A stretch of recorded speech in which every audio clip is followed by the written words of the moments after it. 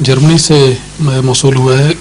لکھتے ہیں کہ فرشتوں کے ناموں کے ساتھ عام طور پر علیہ السلام کے دعائیہ الفاظ استعمال ہوتے ہیں. اس کی کیا وجہ ہے؟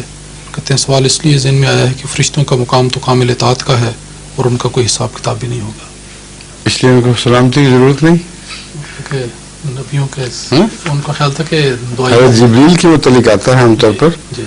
اور باقی فرشتوں میں بھی ذکر ملتا ہے، بعض راوی بیان کرتے ہوئے لکھتے ہیں. لیکن ہمارے ہاں روزمرہ کے محاورے میں تو فرشتوں کے نام کے ساتھ لازماً یہ نہیں کہا جاتا جیسے انبیاء کے نام کے ساتھ کہا جاتا ہے. لیکن سلامتی کی تو سب کو ضرورت ہے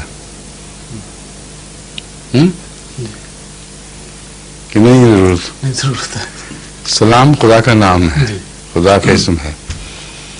اس لیے سلام کے تابع سب کا ہونا دائمی پیس میں رہیں. یہ ضرورت کی وجہ سے صرف نہیں بلکہ احسان کا بدلہ اتارنے اور خواہش کے ذریعے میں بھی دعا بن کے اٹھتا ہے. اگر ساری دنیا بھی حضرت صلی اللہ علیہ وسلم پر سلام نہ بھیجتی تو اللہ تعالیٰ نے تو آپ پر سلام فرمانا ہی تھا، اور فرشتوں سے بڑھ کر آپ سلامتی کے مقام میں ہیں. کیونکہ معراج کی رات جبرائیل علیہ السلام سے بھی آپ اوپر قرب الہی کی منزل طے کر گئے. بس اگر فرشتوں پر یہ سوال اٹھتا ہے تو سب سے بڑھ کر حضرت اقدس محمد رسول اللہ صلی اللہ علیہ وسلم کی ذات کے متعلق یہ سوال اٹھنا چاہیے تھا کہ آپ تو سلام کی اس حد پر ہیں جس سے آگے کوئی مخلوق بڑھ نہیں سکتی، پھر آپ پر کیوں سلام بھیجا جاتا ہے؟ سلام ایک دعا ہے جو دل کے جذبے سے اٹھتی ہے، اور اس میں دراصل جو شخص جتنا سلام پاتا ہے کسی سے اسی طرح اس کے دل سے جذبہ اٹھتا ہے کہ اس کو بھی میں سلام پہنچاؤں. اور قرآن کریم نے اس مضمون کو دوسری جگہ میں بیان فرمایا کہ جب تمہیں کوئی خوش آمدید کہے یا تمہارے متعلق خیر سوالی کے جذبات کا اظہار کرے تو اس سے بڑھ کر کرو.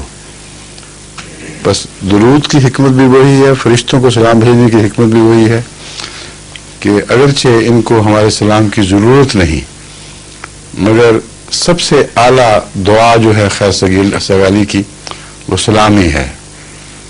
حضرت یحییٰ نے بھی سلام ہی بھیجا، حضرت عیسیٰ نے بھی سلام ہی بھیجا اپنے، حضرت یحییٰ نے اپنے ماں باپ پر، حضرت عیسیٰ نے اپنی ماں پر.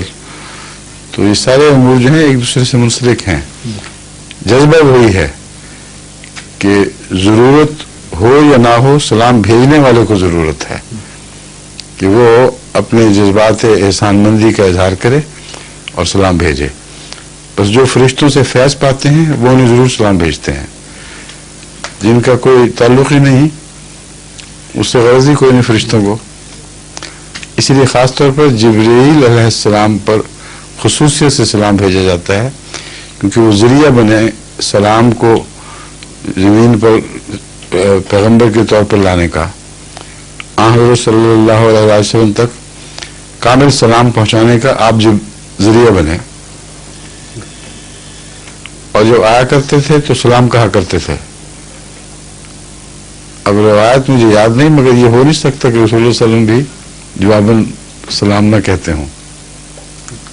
ٹھیک ہے بھائی.